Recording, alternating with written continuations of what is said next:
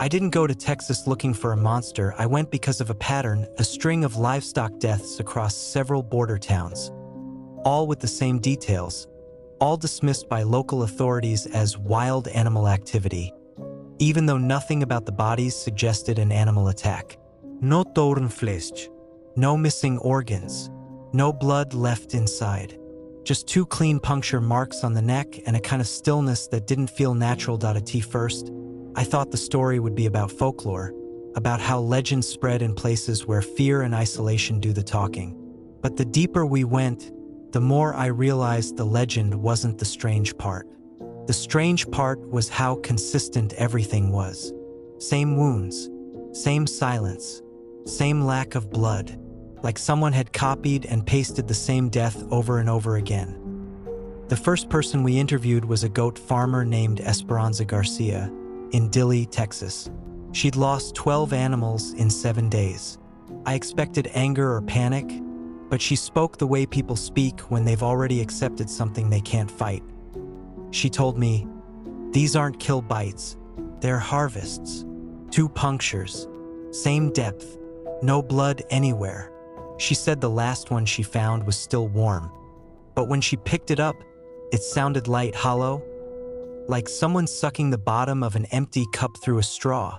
It was the first time I felt it, that quiet sense that the world wasn't behaving the way it was supposed to. We took samples.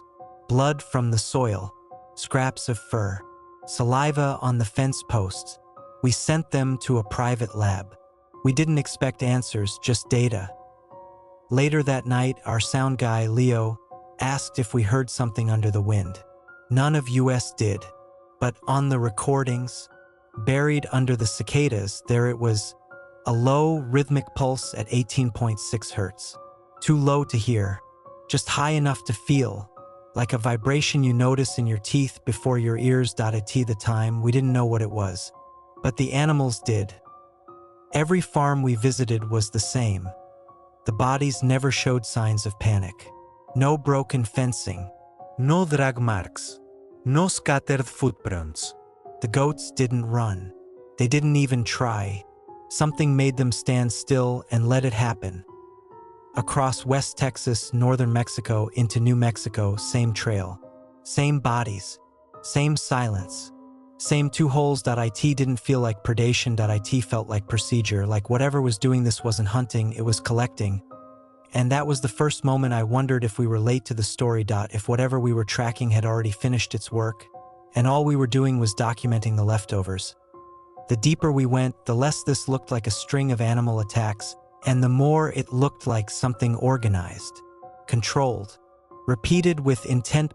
One of our producers filed a FOIA request early on, mostly as a formality. We didn't expect anything to come from it.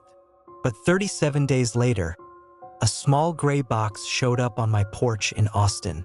No sender, no explanation, just a government label. FOIA release October 9th, 2025/Project CABRA. Inside were redacted documents, pages full of black ink. But the words that weren't blacked out were enough to ruin sleep. Vector organism, selective hematophagy, acoustic lure 18 to 20 hertz, recovery protocol active during recall. It didn't talk about a predator. It talked about a designed organism. Not something that kills, something that extracts. And then there was the funding trail. A nonprofit called Aegis Rural Health, no website, no staff list, no public-facing anything, but millions of dollars in federal contracts tied to zoonotic biocontrol and livestock pathogen sampling. A company that doesn't exist, except on government paperwork, funding research nobody wanted credited. That's when we met Dr. Esteban Reyes, a veterinarian in Laredo. He didn't want to go on record at first, and I could tell why. He looked like a man who understood how quickly people disappear when they ask the wrong questions. He showed us thermal images he wasn't supposed to have. A low, fast-moving shape on all fours, long spine ridges visible as heat spikes. Not a dog. Not a coyote. Too controlled. Too intentional. He said he'd examined more than a dozen of the drained goats. Always the same 2 punctures. Always the same missing volume of blood. And every time he tested their blood, he found something else, an unfamiliar peptide chain like a microscopic tag attached to the bloodstream. He asked the lab about it. The lab asked if the animals were part of a study. He said no. They said they'd return the samples. They never did. Then he told me something I still think about more than anything else. He said the first time he heard the infrasound tone wasn't on a farm. It was at a medical conference in San Antonio. Someone played it during a slideshow. It was labeled Field Call. And the people in the room, men in suits, government badges, agricultural advisors, clapped. That was the moment he walked out. That was the moment he realized the thing we were chasing wasn't loose. It was being used. Not a monster someone was trying to stop. A tool someone was already deploying. And if there was a way to summon it, there was probably also a way to send it somewhere else. We weren't following a legend. We were walking behind a program. A program already in motion. We knew we couldn't finish the documentary without seeing the thing for ourselves. Not the aftermath. Not the punctures. Not the silence. The creature. That chance came in Alpine, Texas. A rancher named Holt was losing goats the same way everyone else was. But unlike the others, he was angry. Not afraid. He had floodlights, motion sensors, trail cams, rifles, and the kind of stubborn confidence that only exists in people who have never accepted that something might be smarter than them. He let us stay the night. We set up everything we had: camera rigs, boom mic, contact microphones on the fence line, and a field recorder capable of picking up infrasound. The desert air felt heavy, like something was already there, waiting for darkness to matter. At exactly 2:17 a.m., something changed. The wind shut off. Not slowed down, stopped, as if someone muted the world. Every goat in the pen turned its head in the same direction. None of them moved. None of them cried out. It was like fear had been replaced by obedience. The recorder picked up the tone first. A low, pulsing frequency under the threshold of human hearing, but not under the threshold of reaction. My chest tightened. My teeth buzzed. That was when it appeared. It didn't break the fence. It didn't leap. It just bent over the top rail like its bones had hinges instead of joints. Smooth, controlled, economical movement, like gravity didn't apply the same way to it. It was long, low, narrow-bodied, with spines running down its back like organic antennae. Each segment glistened in the floodlight, wet and sharp. It didn't even look at us. It went straight to a goat, placed its mouth against the neck, and fed. Not tearing. Not chewing. A clean extraction. A pump. Not a bite. No blood hit the dirt. No sound of suction. Just a body emptying from the inside. And then it turned its head toward me, and I swear its eyes weren't eyes. They were reflective black, like camera lenses that didn't record light, but returned it. For a second, I understood why the goats never tried to run. The tone wasn't fear. It was permission. Holt raised his rifle and fired .1 shot. The floodlight blew out. The night swallowed everything. By the time we reached the fence, the creature was gone. But it didn't just run.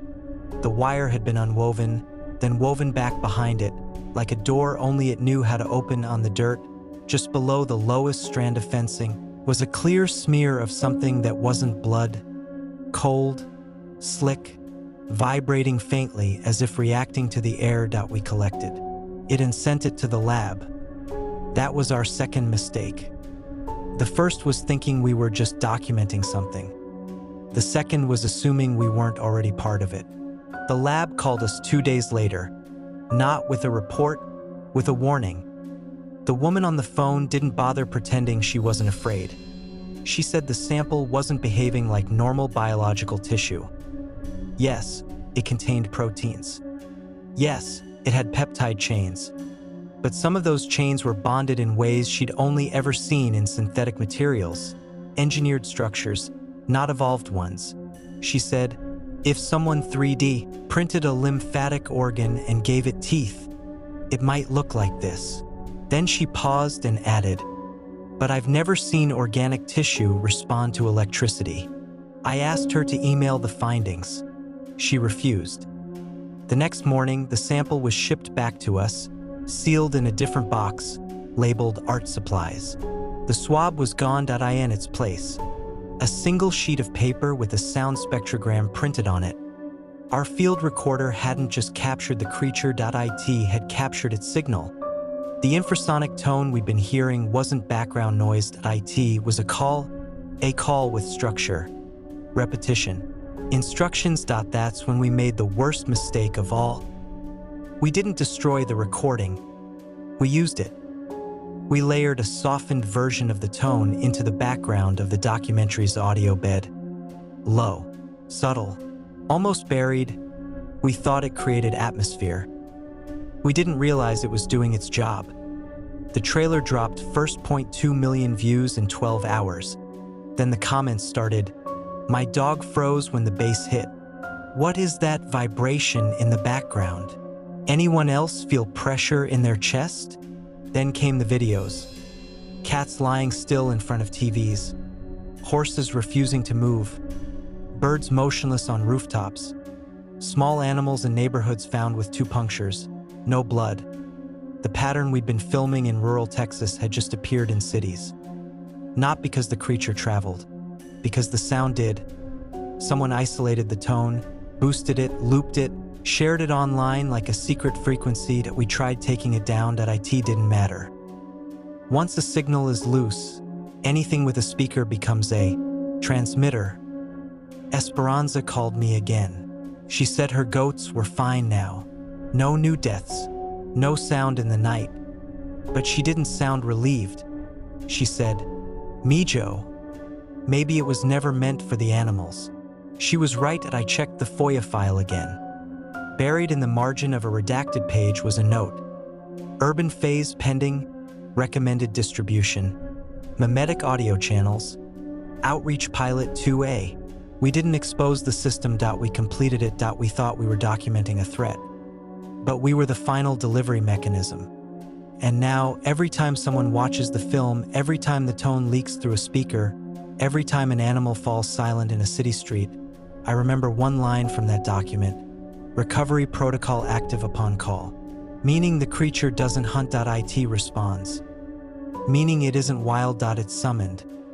Meaning the legend of the Chupacabra wasn't the cover story that we were. I didn't discover the Chupacabra. I activated it.